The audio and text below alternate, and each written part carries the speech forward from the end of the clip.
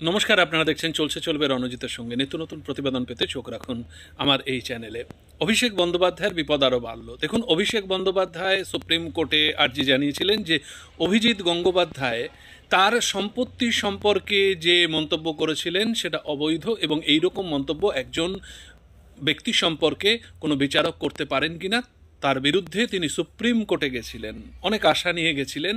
এবং আপনি জানেন যে, আপনারা সবাই জানেন যে এই হাইকোর্টে অমৃতা সিনহা মাননীয় বিচারক অভিজিৎ গঙ্গোপাধ্যায়, এদের কাছে এই তৃণমূল সরকার যেভাবে প্রতিদিন বিভিন্ন রকম অভিযোগে অভিযুক্ত হচ্ছে, এই জায়গা থেকে কিছুতেই বেরোতে পারছে না। অনেক চেষ্টা করেছে তারা, প্রায় 25 লক্ষ 30 লক্ষ ব্যয়ে এক একজন উকিলকে দাঁড় করিয়েছেন, কিন্তু সেই উকিলেরা কিন্তু স্টে অর্ডার না আনতে পেরেছেন, না কোনো রকম কেস থেকে রেহাই দিতে পেরেছেন।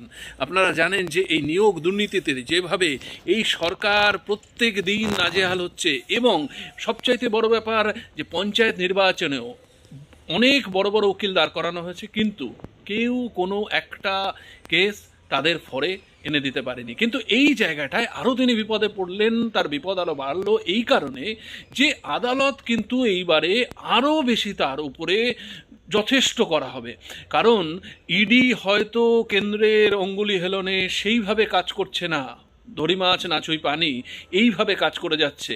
ইডির উপর আরও চাপ বাড়লো, এবং আদালত এরপরে অভিজিৎ গঙ্গোপাধ্যায় মাননীয় বিচারক অমৃতা সিনহা এরপরে আরও কড়া অর্ডার দেওয়ার জন্য তাকে তৈরি থাকতে হবে। এরপরে যে সমস্ত অর্ডারগুলো তার বিরুদ্ধে আসবে, এবং ইডিকে সময়সীমা বেঁধে দেবে, এটুকু স্পষ্ট হচ্ছে। ইডি যে গড়িমসি করছে, দেখুন কবে সেই তার হলফনামা জমা দিয়েছেন সম্পত্তির বিষয়ে, কিন্তু তারপরে আর তাকে সেই বিষয়ে জিজ্ঞাসাবাদ করা হয়নি।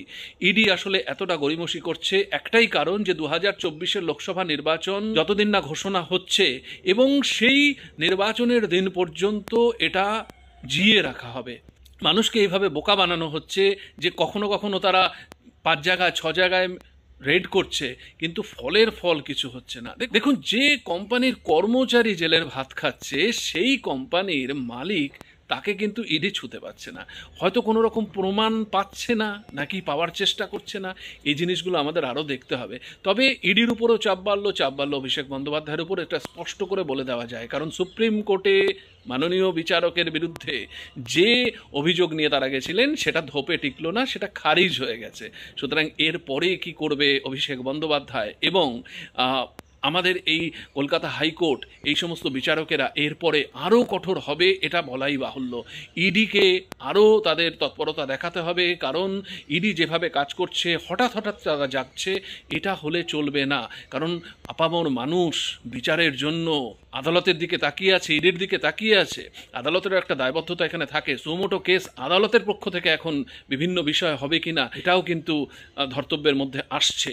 কারণ এটা করে তিনি হয়তো ভেবেছিলেন যদি কিনা কোনো রকম সুপ্রিম কোর্টের কাছ থেকে একটা সদর্থক কিছু রায় পান, তাহলে অভিষেক বন্দ্যোপাধ্যায়ের গলা আরও বেড়ে যেত, এর বিরুদ্ধে আরও সোচ্চার হতে পারত।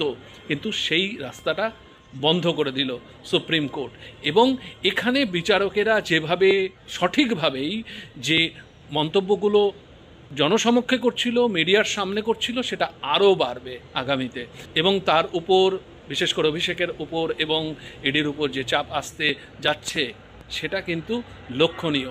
আমরাও লক্ষ্য রাখবো ইডি সদিচ্ছা দেখায় কিনা, কেন্দ্রের অঙ্গুলি হেলনেই শুধুমাত্র চলে কিনা, এটা আমরা তাকিয়ে থাকবো। আমাদের সমস্ত দিকে নজর থাকবে, আপনাদের নজর থাকুক চলছে চলবে রণজিতের উপর। ধন্যবাদ।